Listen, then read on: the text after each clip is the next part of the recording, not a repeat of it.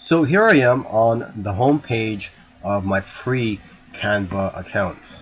On this home page, I could see the designs that I've created. I could also go to all your designs to see all the designs that I've created.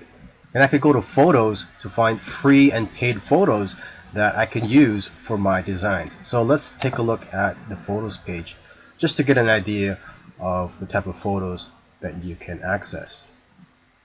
Okay, there's a search engine here for photos. Let's just scroll down here. And these with a dollar sign are not free, you have to pay for them.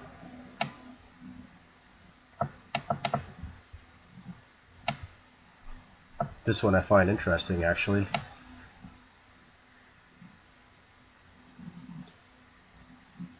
You could also look through categories of different types of photos. So for example, we could go to the nature.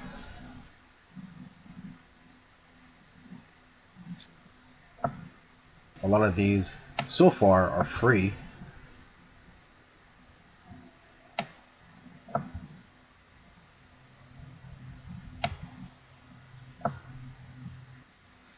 And if we go down the menu bar to brand kit, this is where you can set your brand's colors, logos, and fonts. And once you've set up your brand kit, the colors and the fonts that you chose will be the default settings for all the designs that you and your team members create. And this will give you a consistent look for your brand and company.